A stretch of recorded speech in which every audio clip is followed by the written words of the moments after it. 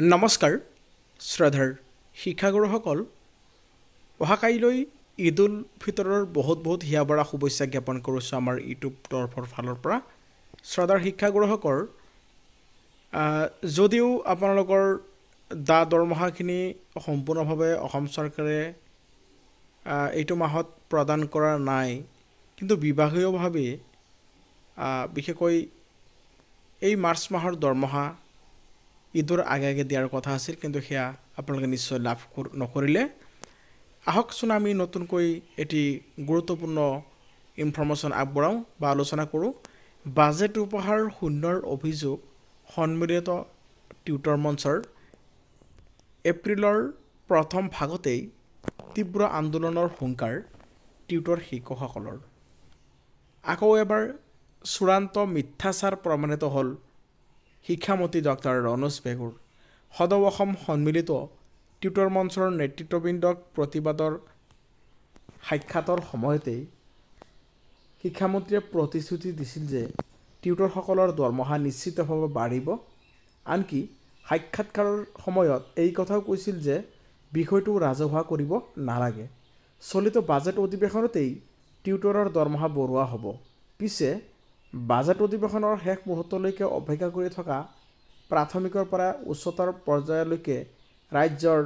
হাজাৰ টিউটৰৰ আশাত চেঁচা পানী ঢালি দিলে বাজেট অধিৱেশনতেই বাজেট অধিৱেশনে টিউটৰৰ বাবে দিলে এক ডাঙৰ শূন্য অৰ্থাৎ বিগ জিৰো দীৰ্ঘদিন ধৰি আন্দোলন কৰি অহা টিউটৰসকলে আন্দোলনৰ কাৰ্যসূচী ল'লেই চৰকাৰীভাৱে আলোচনা কৰি সমস্যা সমাধানৰ টোপ দি আন্দোলন স্থগিত কৰি ৰাখিছিল আৰু সদৌ অসম সন্মিলিত টিউটৰ মঞ্চৰ নেতৃত্ববৃন্দৰ লগত কথা পাতি সেই আন্দোলন স্থগিত ৰাখে তাৰ কাৰণে এটি অহল ঘটাইছিল অৱশেষত সন্মিলিত টিউটৰ মঞ্চৰ অভিযোগ 25-30 বছৰ শিক্ষকতা কৰাসকলক শেষ মুহূৰ্তত যিমানবোৰ চৰকাৰী কঠোৰ আইন আছিল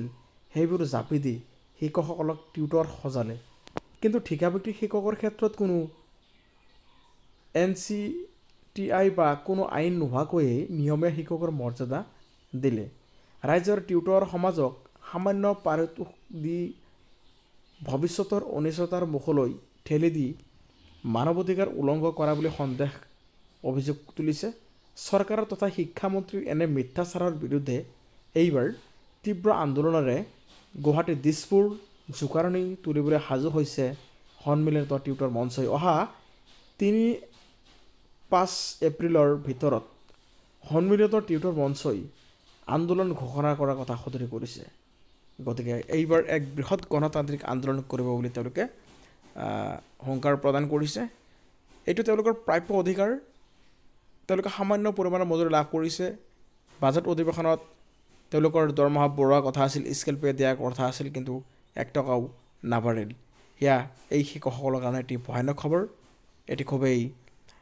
তেওঁলোকৰ কাৰণে বেয়া খবৰ গতিকে 5 এপ্ৰিলৰ ভিতৰত তেওঁলোকে এক সিদ্ধান্ত গ্ৰহণ কৰিব এক সিদ্ধান্তৰ লক্ষ্যত উপনীত হ'ব পৰৱৰ্তী আপডেট কি দেখা যায় সময়ে সেয়া হ'ব লক্ষণীয় ধন্যবাদ